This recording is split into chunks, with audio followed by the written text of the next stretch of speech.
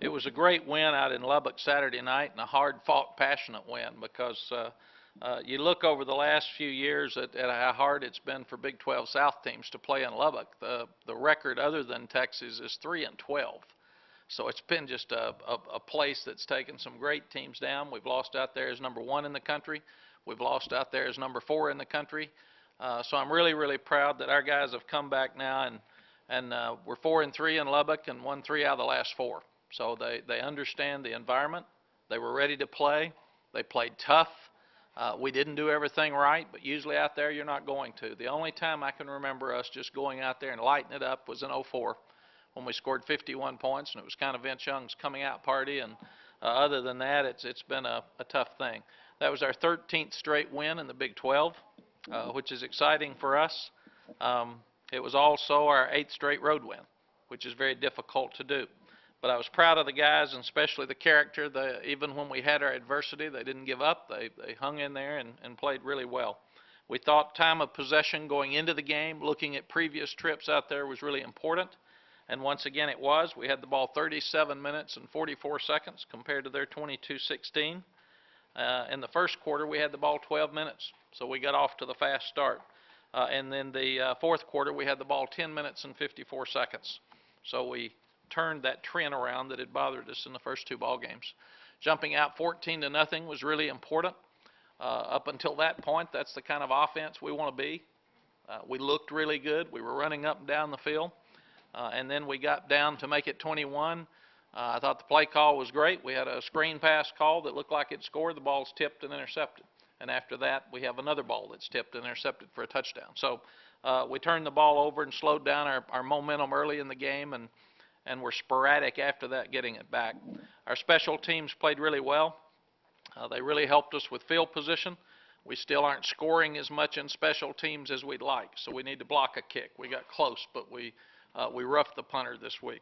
Well, we've been close in each week, but we're not getting that done. So as you look at it, our kickoff coverage, we had 2 tackles inside the 20. It's something that's been a problem here in the past, and we're doing really well with that now. 1 touchback, and the average starting position for Texas Tech was the 21-yard line. Extra point was 3 for 3.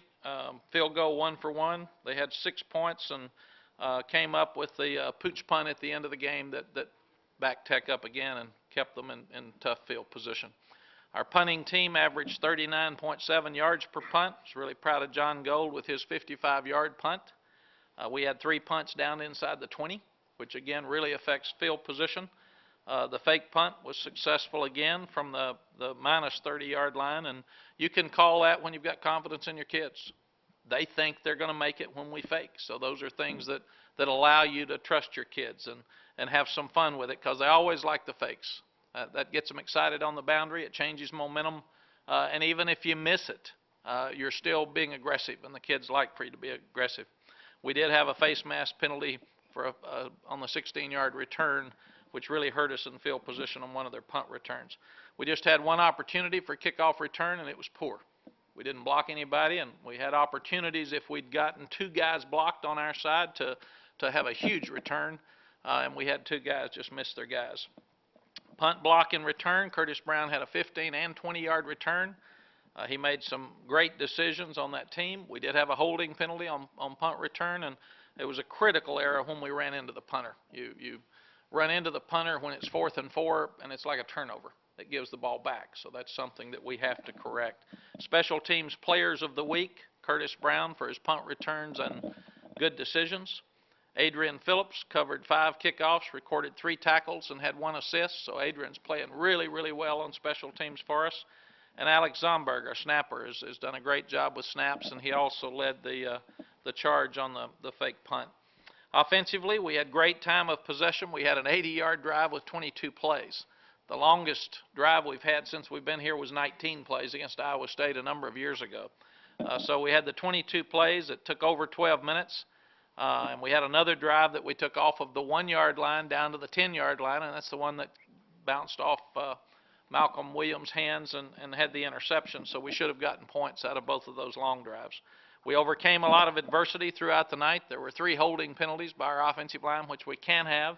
And on 2 of those drives, we overcame holding penalties. We kept Texas Tech in bad field position.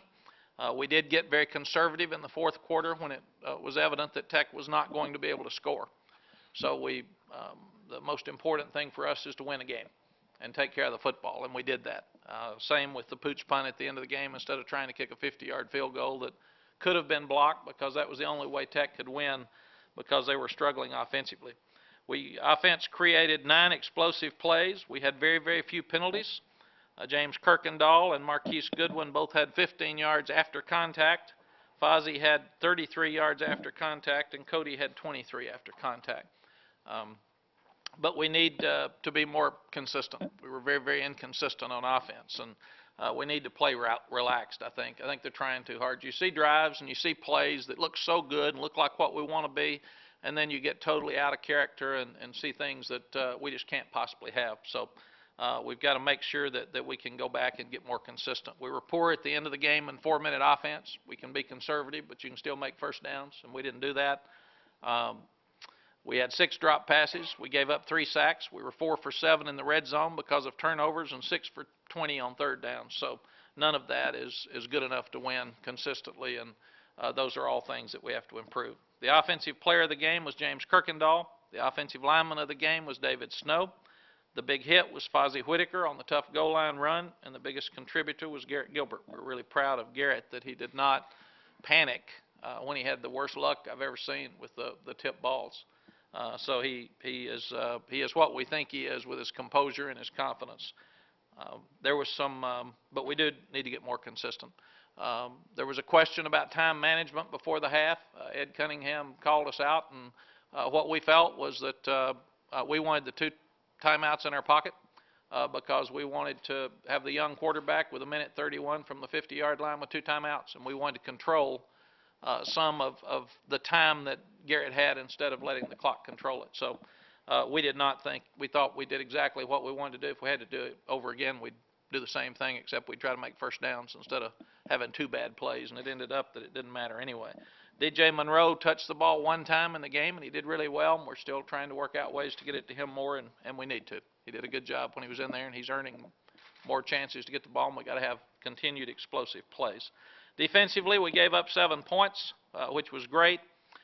You have to stop their pass attempts to less than 3.3 yards per attempt, and we stopped that to 2.9. They had 43 attempts for 90 yards. We forced 3 turnovers and had a 4th down stop, so actually 4 for our defense. They were 3 on 14, 3 of 14 on third down situations, 8 of 23 on first down situations. We had 14 hits on the quarterback, 10 3-and-outs, 5 sacks, and we handled sudden change 100%. We only had 3 missed tackles for 33 yards, and I thought our defensive staff did a really good job of rotating the front guys and keeping fresh legs, because we rotated 8 pass rushers up front. And when you dominate time of possession and your offense is on the field so much, your defense doesn't get as tired in that fourth quarter, and usually Tech can move the ball and score in the fourth quarter, and we were more fresh this time. We did give up a 25-yard run, so there was a big play there. Tech did score 1 of 2 in the red zone, so we've got to do better in that area, but we did hold Tech to 144 yards, which is the least they've gained since 1982, which was 134 yards. The entire defense played really well, so our defensive player of the week was the entire defense. We didn't feel like we could separate them. We had to stop their running game, which includes their screens and their bubble passes that hurt us so much last year and 2 years ago, and Blake Gideon had 5 tackles in those areas. So he got our hard hat award again. Has nothing to do with his call again for the targeting, but that's he played really, really well other than that. Ball Hawks, Dravante Johnson, Eddie Jones, Emmanuel Acho, Jackson Jeffcoat, Blake Gideon, and Curtis Brown and Aaron Williams all caused some kind of turnover in the game. For UCLA, last time they were here, it wasn't good for us. It was 66-3. We need the crowd to be pumped. We need them to be excited. They had a big win over Houston this weekend, and they will come in here with a lot of excitement and understanding that they can turn their year around by coming in here and getting after us. And Rick Neuheisel does a great job. The other thing I'd like to touch, there's two things. I feel so sorry for Case Keenum in Houston and the backup quarterback, Cotton Turner. Both of them are out for the year, but Case losing his knee, and he's a Heisman Trophy candidate, and he's done a tremendous job out there. So our thoughts and prayers go out with both those young men. But what a tough thing for a young man that's handled everything right. He's been a great example and role model for the state, and he's a tremendous player. Also, the tragedy at West Orange Stark this weekend with Reggie Garrett. He and his family are close friends with Earl Thomas and his family.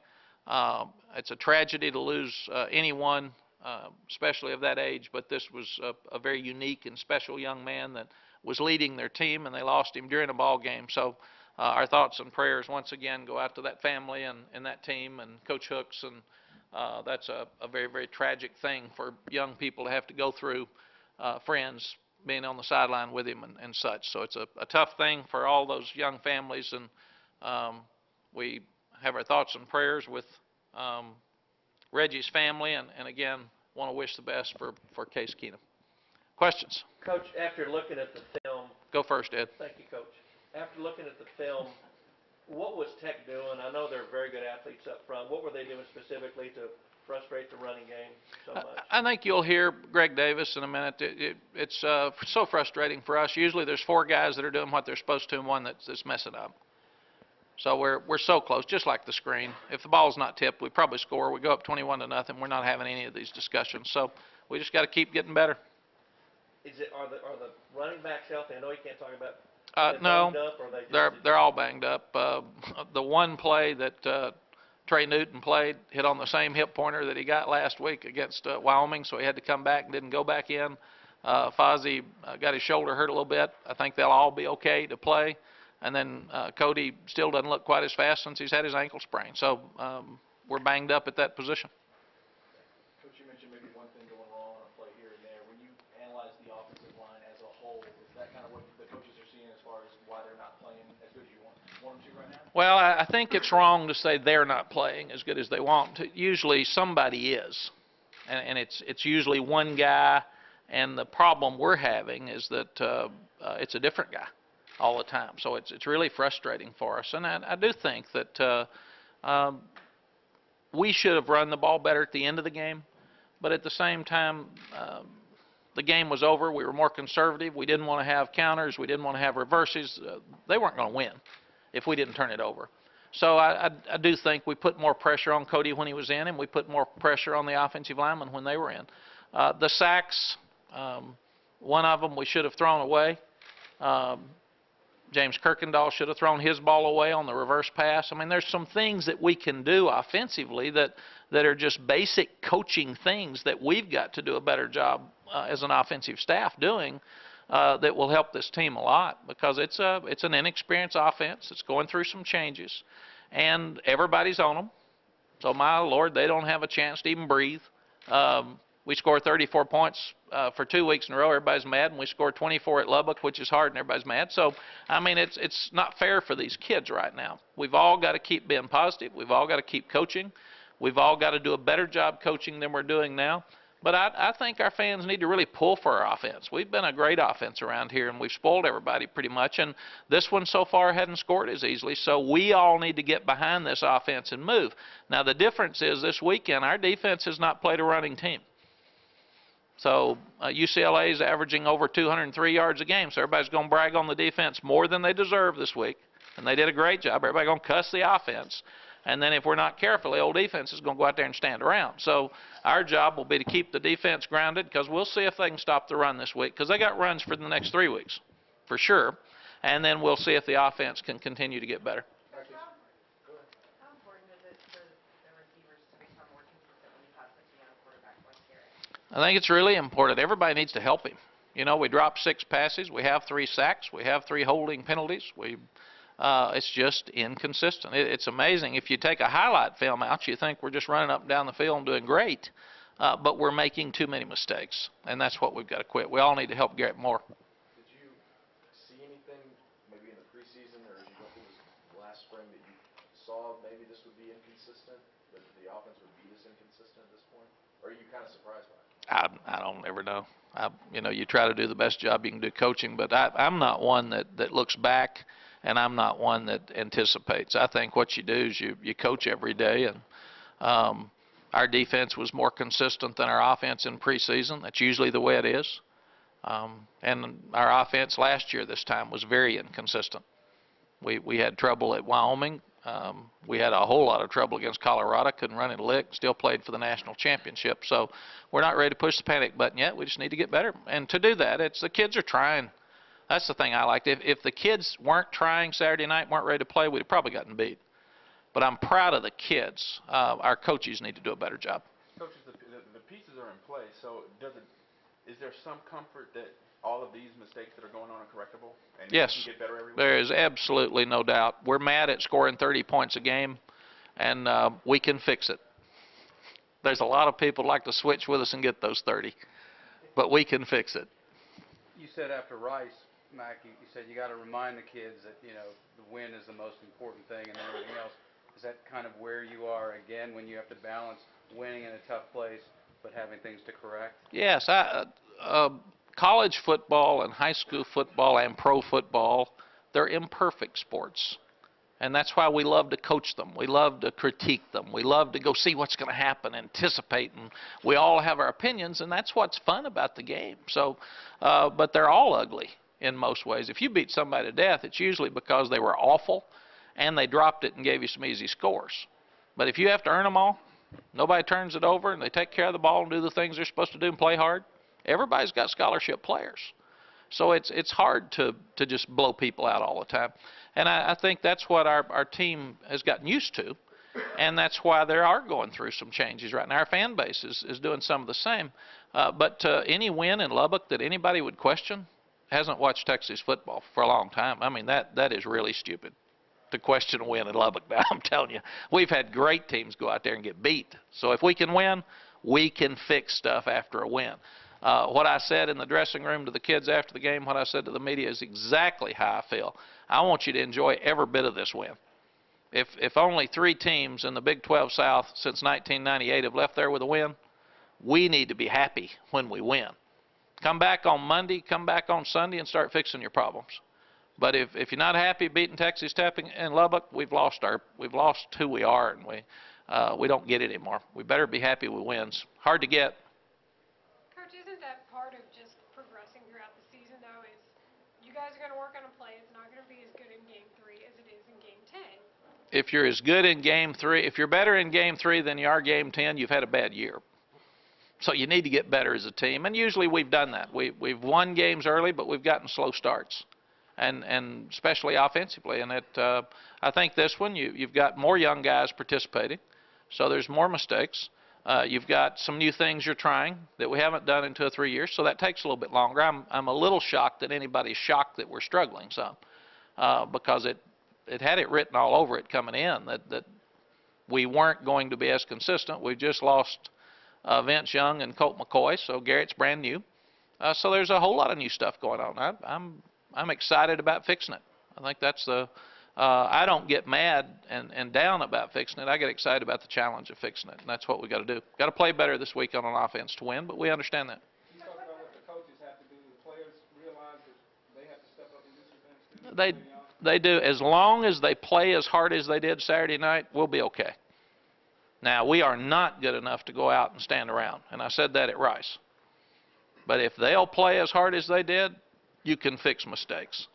If they go out there halfway one game, we're not good enough to win. We have to have all-out effort from our entire football team this year, because there's been some teams around here we've had that were good enough to go out and stand around a little bit and still win.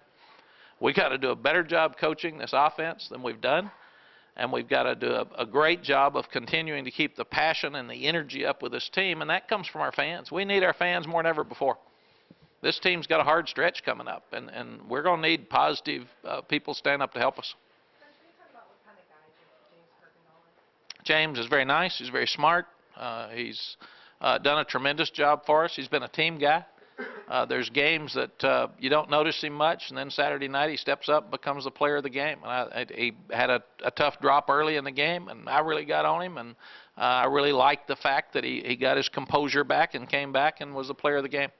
Matt, Can you touch on UCLA? Are you going to say Stanford, that was an imposter, and look more what they did at Houston in a tough game at K-State? Yes, they're running the ball for 203 yards a game, like I said, and they're using the pistol. So they're running the option. They're doing a whole lot of things Nevada's doing, which is a complete change for them. And they've got 5 seniors in the offensive line. Defense, they're not a big blitz team, but they're really talented. Raheem Moore is a great safety that we recruited out of L.A., and he's playing well for them. But they've got really good players. And early, they got beat on the road at Kansas State, which we can understand more than anybody else in America. And that was a 2-point play at the end of the game to win. And then against Stanford, they did not play well. They turned the ball over a bunch. And then last Saturday night, they played really well. It was 21-3 when Case got hurt. So I mean, they were probably going to win the game either way. Mac, is Newhouse's UCLA team anything at all like his Colorado and Washington? No, it's so different to see Norm Chow and Rick Neuheisel running the pistol and running the option and running the ball so much. So it's not at all the same. You're going to schedule every coach you went in the Middle East with, Coach? I hadn't thought about that, Anthony. If that's true, I'll be 2 out of 2 here. David Bailiff went, but he went north of us, so he didn't do that. So. One more? Anything else? Just the idea of playing UCLA. I mean, this is one of those games when you schedule, and this is going to be kind of the marquee non-conference game of this year and next year. Yes, I think it's great. You go back and look. We've played them 4 times in our history. We're 2-2. We won the first 2, and they won the last 2. My second game here, we played in Pasadena and got beat 49-31.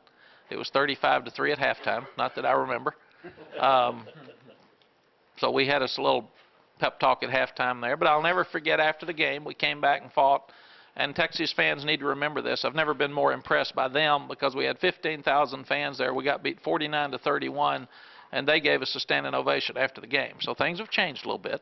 But I do think that we've made tremendous progress since then. Rick is really bringing UCLA back.